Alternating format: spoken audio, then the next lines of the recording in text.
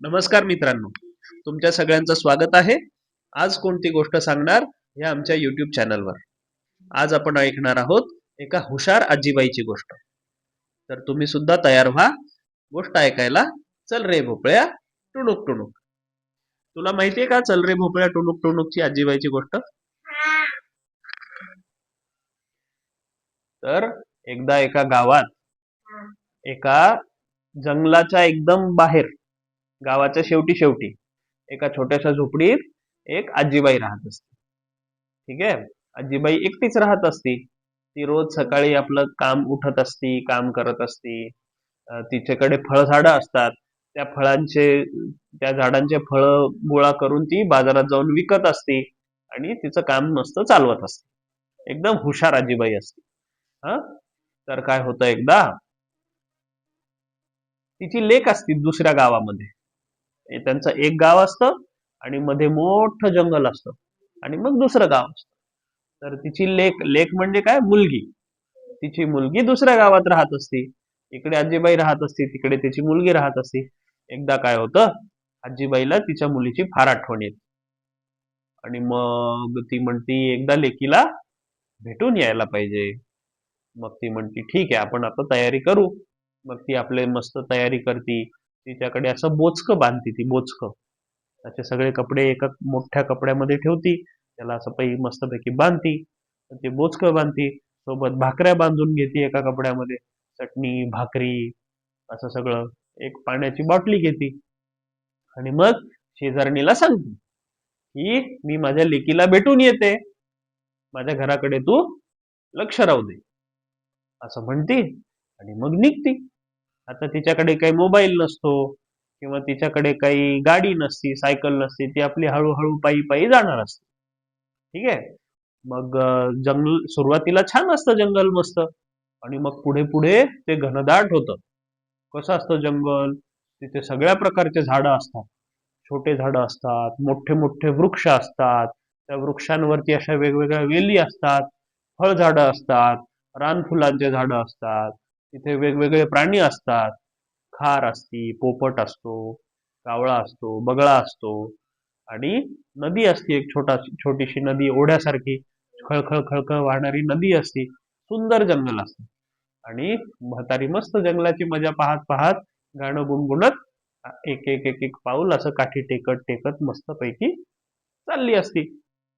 जाता जाता काय होतं, आता त्या जसे चांगले छान छान प्राणी असतात जंगलामध्ये, तसे जंगलामध्ये एकदम शिकारी प्राणी पण असतात.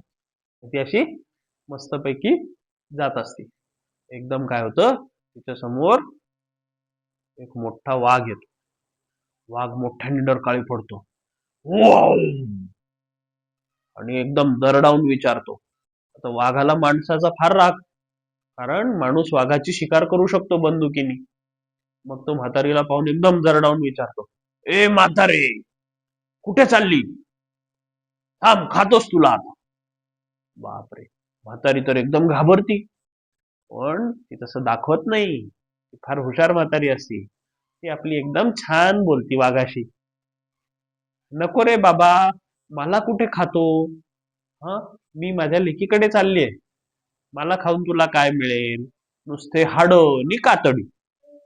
त्यापेक्षा मी एक काम करते, लेकीकडे जाते, तूप रोटी खाते, मस्त लठ्ठमुठ्ठ होते, मग तू मला खा. वाघ बघतो तिच्याकडे, मग विचार करतो, ठीक आहे म्हणे म्हातारी, पण खोटं बोललीस तर याद राख म्हणे, मी गावामध्ये येऊन खाईल. मग म्हातारी म्हणते, नाही नाही म्हणे, मी आता लेकीकडून येताना मग तुम्हाला खा. वाघ म्हणतो ठीक आहे. म्हातारी पुढे जाते. आता वाघाची डरकाळी बिरकाळी पूर्ण जंगलात ऐकू जाते. म्हातारी आपली चालली असते पुढे पुढे पुढे. पुढे गेल्यावरती तिला काय भेटतो, एक कोल्हा नाही, लांडगा मोठा. कोल्हा असा छोटा असतो, लांडगा असा एवढा मोठा असतो. तर तो लांडगा भेटतो. लांडगा पण एकदम असा धूर्त असतो. तो विचारतो, ए म्हातारे, कुठे चालली म्हणे एवढी जंगलात? थांब, तुला खातोच म्हणे आता. म्हातारी म्हणते, नको रे बा, नको, मला कुठे खातो म्हणे, मला खाऊन तुला काय मिळेल? नुसते हाडं नि कातडी. त्यापेक्षा मी एक काम करते, लेकीकडे जाते, तूप रोटी खाते, लठ्ठ मुठ्ठ होते, मग तुम्हाला खा. तो लांडगा पण म्हणतो ठीक आहे. आणि मग म्हातारी पुढे काठी टेकत टेकत पूर्ण जंगल पार करून लेकीकडे पोचते. लेकीला फार आनंद होतो.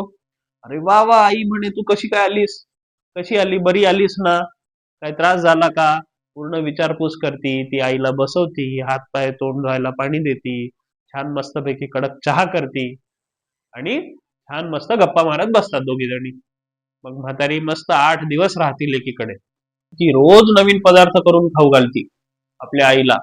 एक दिवस करंजा करती, एक दिवस लाडू करती, एक दिवस इडली करती, एक दिवस वडा सांबार करती, एक दिवस तिला मस्तपैकी चकल्या करून खाऊ घालती.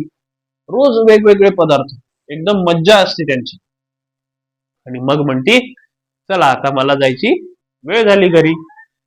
आणि मग ती जाता निघायच्या दिवशी पूर्ण गोष्ट सांगते काय झालं वाघासोबत आणि लांडगासोबत. मग म्हातारीची मुलगी पण म्हातारी सारखीच हुशार. ती काय करती, थांब म्हणे 1 मिनिट आई.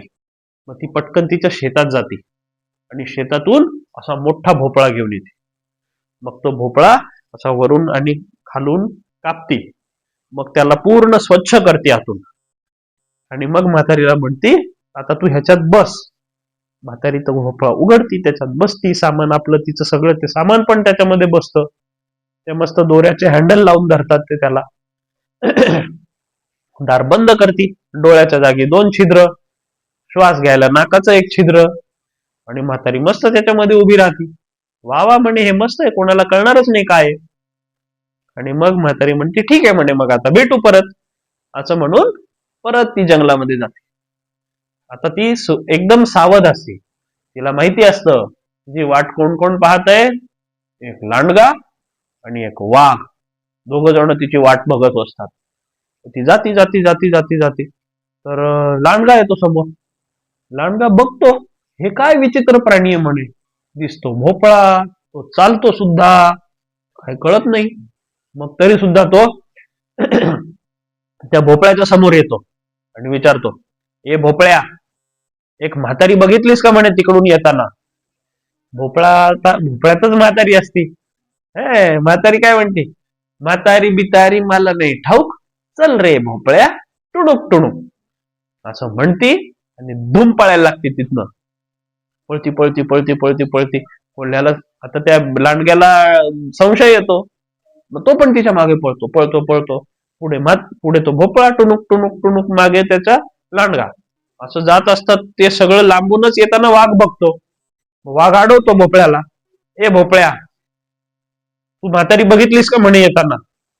म्हातारी परत काय म्हणती, म्हातारी बितारी मला नाही ठाऊक, चल रे भोपळ्या टुणूक टुणूक.